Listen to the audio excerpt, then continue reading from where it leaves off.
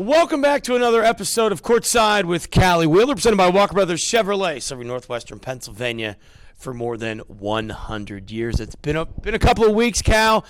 A lot's happened, some good, some not so good. We'll get to all of that. But let's just start with Saturday at IUP. Now, we live in a world of bravado and hyperbole. Felt like a season-saving win. Absolutely. We needed that going down there at IUP.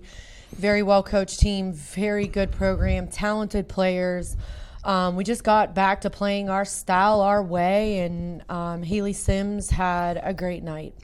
Now, Haley's had a big week, player of the week, 1,000 points, hits the game winner.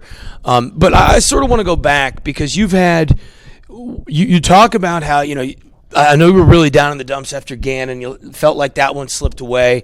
The UPJ game was just awful. I mean, it was really hard to find a positive spin to that. It was as poorly as you could play, and I just felt like calling the game. Like I could feel your frustration.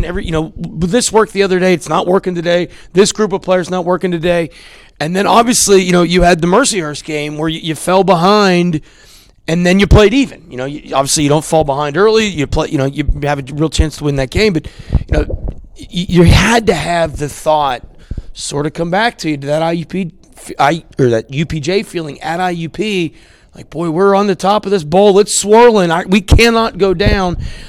That last 90 seconds, that last 2 minutes, and you go on. Let's say you get hot again and you win a couple of games. Now all of a sudden you're an NCAA tournament team.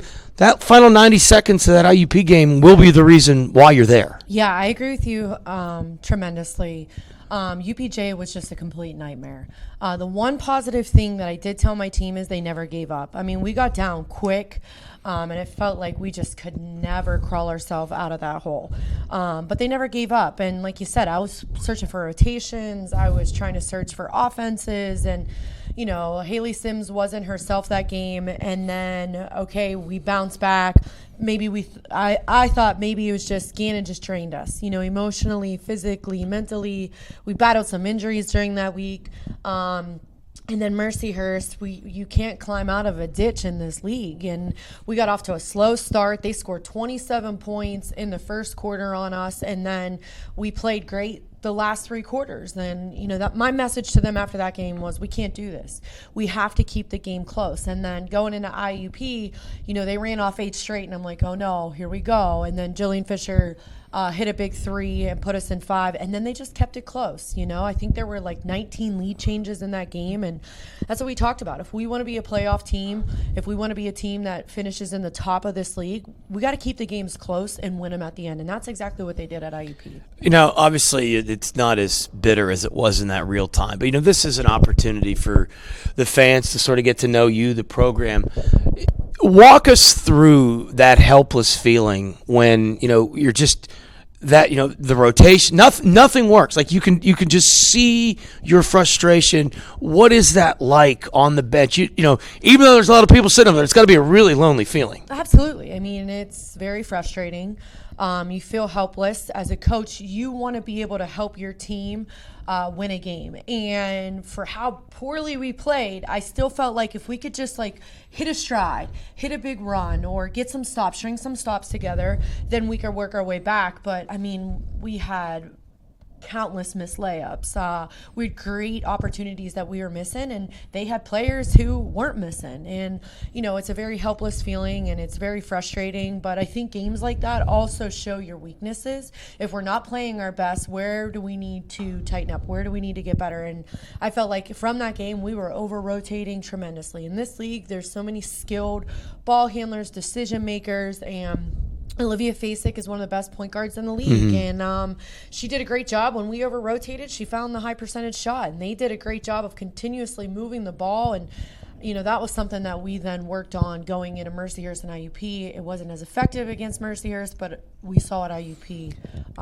it was effective. Now, you lose to Gannon. You lose to UPJ the way that you did. Mercyhurst is good, and now you have to go on the road to IUP. I would imagine there's some sweaty nights at 1:30 in the morning, springing out of bed. What do I do to stop this? Because, it's one thing, where it felt like the UPJ game, and this is it felt like the UPJ game was like it was your failure. But Mercyhurst and Gannon, okay, they're better than us right now. So in terms of the drawing board, in a road game, you can't take these for granted. What was the preparation like between Mercyhurst and IUP? Well, two things. Number one, we talked about we still had a ton of season left. You know what I mean? And where we were, it wasn't like the end-all be-all. So there was hope in how many games we had left. That was number one. Number two, looking at our losses and that 3-game skid, we were not defending very well. And going into IUP, that was something we really worked on. It wasn't like we lost these games because we weren't scoring the ball. We lost these games because we couldn't defend. And that was something that we worked on. those 2 practices was just our defensive concepts, changing some things up with how we guarded and, let's make teams beat us this way, not this way, because those 3 games we were getting beat on the inside, we were getting beat on the perimeter, and we were getting beat in transition. And we really try to focus on some things that we could take away to put ourselves in a position to be in the game at the end. Yeah, certainly. And, we've talked about this where, and I don't think people necessarily, understand when you have like 6 straight trips of stupid. That's 18, 24-point swing that just, you're not locked in. They're making shots, and all of a sudden the train is off the tracks, and you can't get it back. And I don't think that people necessarily understand how just in a blink of an eye where you lose focus, and all of a sudden the game's over and it's out of reach because there's just not enough possessions to dig out of that hole. And I kind of felt that was the UPJ issue. Mm-hmm. Kind of the same thing with Mercy. Like you weren't locked in. You made some fundamental mistakes, and all of a sudden the horse is out of the proverbial barn, and you just can't chase it down. Absolutely. And the best teams in this league are the most disciplined. They're the ones that aren't making those glaring mistakes. Yes, they're making mistakes. Basketball's a game of mistakes, but the top teams in this league, they're not making those glaring mistakes that people in the crowd can notice. Oh, they didn't execute that play right, or she didn't give the ball to the right person, and that's what was happening in those games. And we're just too experienced of a basketball team to be making those mistakes in late January. So I thought IUP, we did a better job of understanding where we needed to get the ball offensively, defensively, what we wanted to take away, because they did some really difficult things for us to guard. But I thought how we executed and how we were focused on stopping those things were the difference in the game. And sometimes it's like it's as simple as a bad closeout, and then you're in trouble. Or you mentioned over rotation, and do you ever worry that maybe as you get into the meat grinder that you almost get too crazy, where it's actually the basics and the simple stuff that's kind of the detriment? Where is it, you're not locked in, but because there's a lot more information, you sort of have to take a step back when you get into these spots to remind everyone we're not reinventing the wheel here. We just need to do the fundamental things right. Yeah, absolutely. And I think it's subtraction. In order to add, you need to subtract, whatever that saying is. But we wanted to simplify things. And, you talked about closeouts. That was one thing that we weren't closing out on the ball very well. So we were getting beat in a straight line, which causes rotation. And then if we're not all moving on a string together defensively, there's wide open looks out there. And that's what was happening to us as I was, evaluating our film. And my main goal going into IUP was we had to do a better job of just keeping the ball in front of us and moving together defensively. Courtside with Callie Wheeler, presented by Walker Brothers Chevrolet. We look ahead to what's next. We look at February, the back half of the schedule. That's all coming up right here on Courtside with Callie Wheeler, presented by Walker Brothers Chevrolet, serving Northwest. Factory trained service, a full-service body shop that accepts all insurance, and honest, no-nonsense deals on all new Chevrolets and used cars. Come in and see for yourself why we've been here for over 100 years. Call, click, or stop out. Walker Brothers Chevrolet. Bring together expert faculty, offer programs in high-demand fields, add in a few centuries of tradition. You might call it the future of higher education. We're calling it Pennsylvania Western University. We've combined the resources of California, Clarion, and Edinburgh to create a new way to educate, where opportunities are boundless and tomorrow is yours to define. Built on tradition, built for your future. Welcome to Penn West. Welcome back, Courtside with Coach Callie Wheeler, presented by Walker Brothers Chevrolet, serving Northwest Pennsylvania for more than 100 years.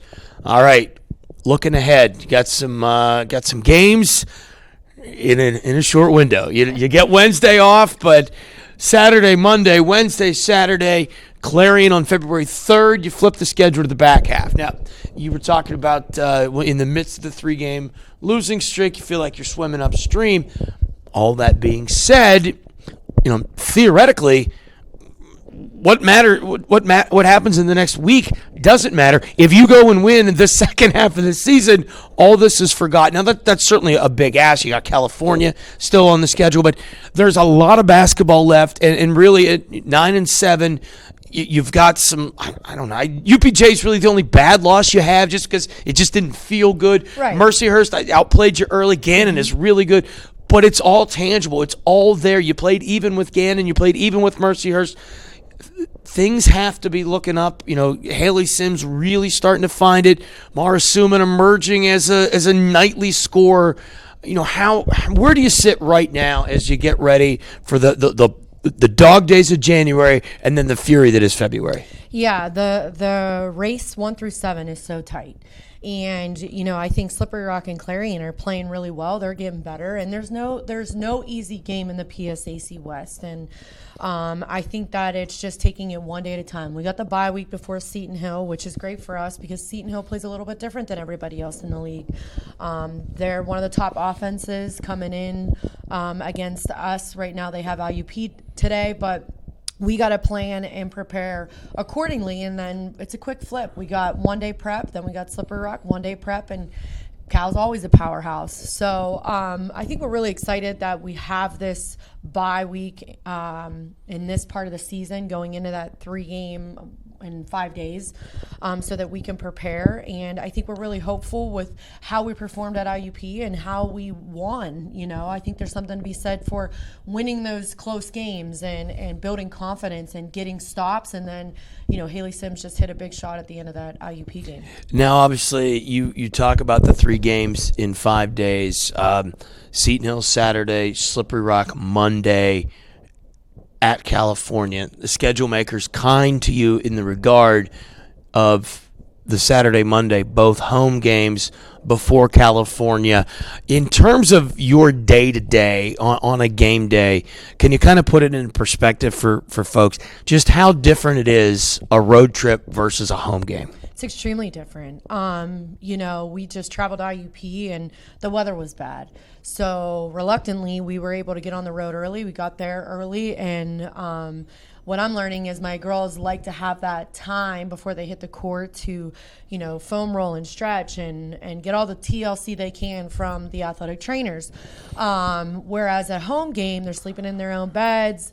They're going to class. They have their normal day-to-day routine, where on a travel day, anything could happen. Bus could break down. We get there late. Food orders wrong. Yeah, all of that stuff is legitimate, and one thing can throw off anybody's ritual or habit in that regard. So I am really excited that we got 2 home games out of the 3 in this 5-day stretch coming up. Now, you mentioned the bye week, not bye game, I should say. No game for Edinburgh in the Wednesday portion of the schedule. Jillian Fisher was playing so well. Not 100%. What's health-wise? Is she going to be back to the Jillian that was gave you 27 not so long ago? And then not the last time out, but one of those games she only played like 6 minutes. Where's she at in terms of her injury? Or I don't think she's going to be healed. How's she dealing with her injury right now? She's a lot better than she was. That Gannon, UPJ, Mercyhurst week, she was struggling. But I thought at IUP, she played 6 minutes, had 5 points, 4 rebounds. She was starting to turn the corner. Obviously, she battled foul trouble, so that limited her. But I'm really excited where she is. She's been practicing full go, and she's starting to gain that confidence back, which is good. Now, Haley Sims has had a really rather remarkable career. 1,000-point, now Player of the Week, hit a game winner. If you could sort of walk us through, she's such a unique player, such a unique style. Haley as a person, she doesn't, she's, I don't want to say she ever gets terribly high or terribly low. She's kind of a book that's hard to read sometimes. But, kind of talk us through, that how she's dealt with this week and, the ebb and the flow, the highs and the lows that comes of being a college basketball player. Yeah, absolutely. On that 3-game skid, losing, obviously she took it very hard. She knows she's our leader. She knows that she's the one that everybody looks to win games offensively, defensively, and she had a tough week. There just seems like the stars weren't aligning for her in that week. And with Haley, when she's not performing well, she just keeps working harder and harder and harder, and it shows. She bounced back. I thought she played well at Mercyhurst. We just didn't get the win, and she takes that very personal. In IUP, I thought she had probably one of her best performances. Offensively, defensively, you felt her presence. When the game was on the line, she was the one who wanted the ball. And from my standpoint, she's just a great kid, great person. People see her as a basketball player, but this is a kid that, after the game is crying because it's such an emotional win, and she's never really experienced that type of victory where she's hitting the game winner and she's scoring her 1,000 point at the same time when she scored 19. But also going into the locker room, she's giving praise and thanks to her teammates, the ones that don't play, Madison Yance, KK Yance, for, preparing her for that moment, because they're grinding it out every day in practice. And, if you watch those two in particular, or even our bench, they're screaming their faces off for her, and they're not playing in every game, and they're not, getting the credit that she is. But she is such a humble person that she just gave it right back to them for preparing her for that moment. She certainly had a good week. Speaking of somebody that's on a hot streak, now I'm curious, has Mara Suman found her way on her own? Have you given her, she's emerging as 14, 17 a night. When you're getting that kind of production out of a distributor, life gets a little bit easier. It sure does. Yeah, she's playing great, and I don't even think she's peaked yet. I think that there's more basketball for her to play at a high level, and I think you're starting to see her gain some confidence. She's performing very well against some very good teams, and she looks healthy out there, which is great. I hope that, remains, but she's learning how to play off of, Morgan and Haley and Jillian and what her role is in distributing and getting the ball to the spots within the offense. Of course, now you're in a spot where you don't, it felt like early, if Morgan or Haley wasn't going to get you 19, what's the path to victory? Now you've got 4 girls that have shown the willingness and the ability to go get you 20 in addition to somebody else getting you 20. How much different now for your game plan? Does it change, or is it just, is Mara all of a sudden become a scorer just in the construct of the offense, or what's changed for her specifically? Because in the early going, she really wasn't looking to put it in the basket. No, she wasn't, and I think with her being so confident in her game right now, she has an understanding that Haley and Morgan are 1 and 2. You know what I mean? They are the production in the offense, and she's facilitating to them. And when we needed a bucket at IUP, she just went in transition and got a layup and hit a corner 3, and also got a big defensive stop for us on the defensive side of the ball too. So I think she is just confidently playing her role and playing off of Haley, Morgan, Jillian, and the others. You mentioned playing the role. Another player that really is goes unnoticed, I think, maybe to the uneducated eye, or doesn't show up in the stat sheet, is Jenna Babay. She's really starting to step up, and every team that wins at any level, they have the type of role player that takes on I don't need to score. My impact comes on the defensive end. My impact comes and I win 50-50 balls. And my impact is the extra possession, the weak side rebound. She's really starting to find her niche. And really, and I don't want to, and again, I don't mean this, but as a noticeable contributor, it's not just, oh, hey, Jenna, I need you to go lock up, so-and-so for 2 trips. It's becoming more than that. She's seeing extended minutes, and she's really finding herself as a part of the rotation now. Yeah, I'm so glad that you brought her name up because she was a big part of that IUP win. Everybody pays attention to Haley and Morgan and Mara, but Jenna had a big responsibility in that game in guarding Ramina Henderson. Phenomenal athlete, phenomenal scorer. And in the second half, I made a decision that Jenna was just going to guard her, and that was her only responsibility. And I thought she did a tremendous job in trusting me and that call late in the game. And I told her after the game, I said, Jenna, if you can guard her, you can guard anybody in this league because she's hands down one of the best guards in the PSAC West. Sometimes keeping points off the scoreboard just as important or more important than Absolutely. putting points on the scoreboard. And certainly when you've got now a multitude of on-ball defenders, you're starting to score a little bit. January and February are starting to look fun, and certainly a big opportunity. 2 home games before you travel to Cal next Wednesday. But start stacking blocks, turn the corner, big win at IUP. Let's see if we can build off that. Yeah, absolutely. That'd be great. All right, Courtside with Callie Wheeler, each and every week brought to you by Walker Brothers Chevrolet, serving northwestern Pennsylvania for more than 100 years. You can join us next time here on GoFightingScots.com.